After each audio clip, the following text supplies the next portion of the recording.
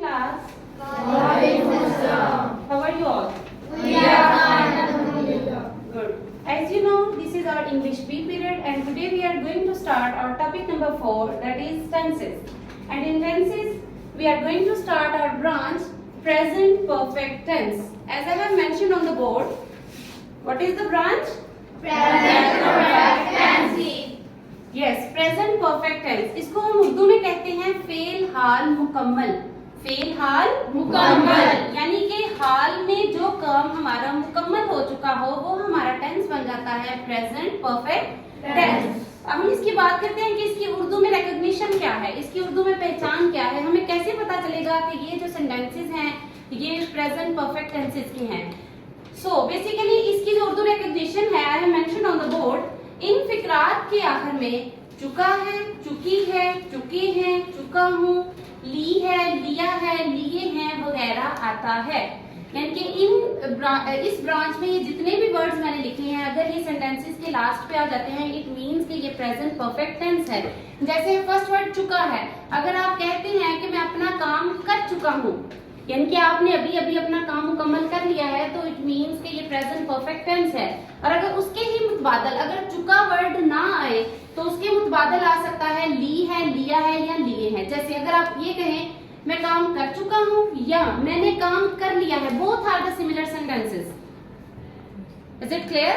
Yes. Both are similar sentences if it is in चुका है या लिया है, दोनों का सेम ही मीनिंग होगा. और जितने भी परफेक्ट टेंसेस होते हैं टेंसेस में उनमें हम फॉर्म यूज करते हैं थर्ड. कौन सी फॉर्म यूज करते हैं? Third form of verb. जैसे कि राइट, क्या मतलब है राइट का? लिखना. इसकी सेकंड फॉर्म क्या होगी? रोट. और थर्ड फॉर्म है रिटन. यानी कि इन फिक्रात में हमने कौन सी वर्ब यूज करेंगे राइट की जगह? रिटन. बात की समझ आई? Yes. अच्छा, अब यहाँ पर हेल्पिंग वर्ब जो है प्रेजेंट परफेक्ट टेंस में वो होंगे भी दो. एक होगा हैज और एक होगा हैव. हैज और हैव. अब मैं आपको बताऊंगी कि आपने हैज किसके साथ पुट करना है और हैव किसके साथ पुट करना है. अगर आपके पास सेंटेंसेस में ही, शी, इट या फिर सिंगल नेम आ जाए यानी कि सिंगुलर नाउन्स आ जाए तो फिर आपने यहाँ पर कौन सा हेल्पिंग वर्ब पुट करना है? हैज. कौन सा पुट करेंगे? हैज. हाँ जी. और अगर इनके अलावा अगर आपका जो सब्जेक्ट है वो होगा आई, वी, दे, यू या फिर प्लूरल सब्जेक्ट्स. प्लूरल सब्जेक्ट्स कौन से होते हैं? यानी कि अगर आपके सेंटेंसेस में ऐसा हो कि लड़के काम कर चुके हैं, किसान हल चला चुके हैं, लड़कियां हार बना चुकी हैं, तो ये हमारे को क्या है?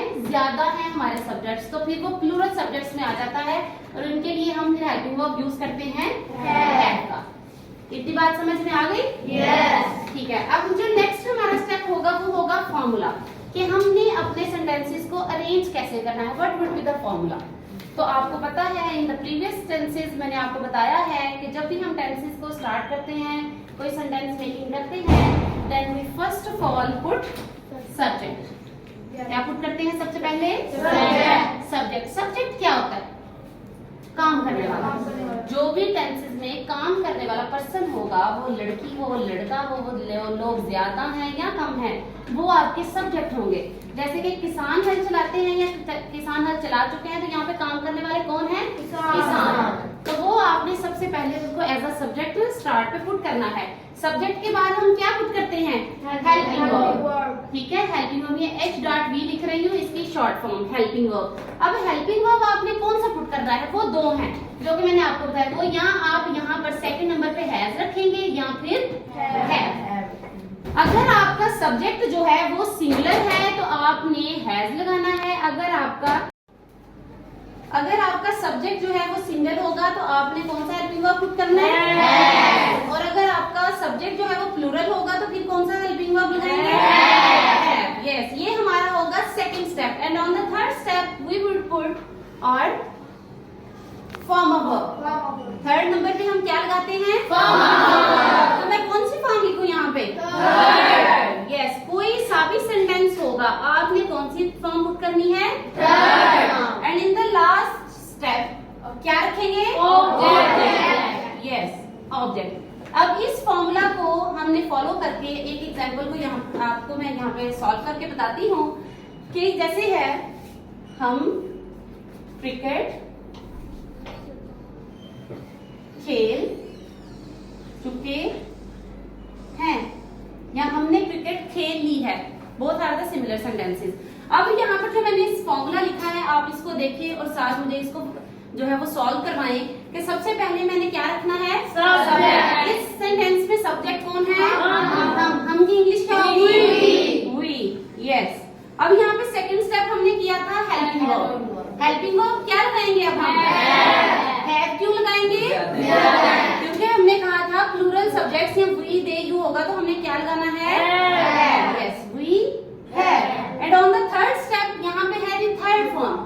थर्ड फॉर्म यहाँ पे सबसे पहले मुझे बताएं वर्ब है कौन सी, खेलना। काम कौन सा है, खेलना। अब खेलने की थर्ड फॉर्म क्या होगी, played. Yes we have played. अब यहाँ पे लास्ट पे क्या बचा, ऑब्जेक्ट क्या है, the cricket. We have played the cricket. ठीक है, चलिए फिजान आप आए एग्जाम्पल को सॉल्व करें।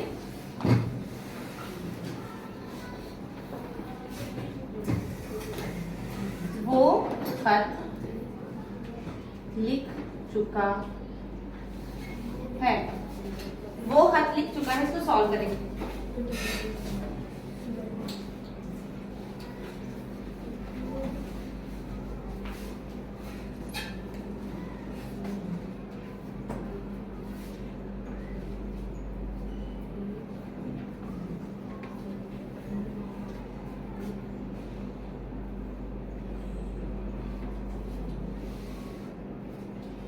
He has written the letter. Is it a right sentence? Yes. Yes. Clap for Fizan. अब इस सेंटेंस में हमारा सब्जेक्ट था वो, तो इसने इसकी ट्रांसलेशन की है he।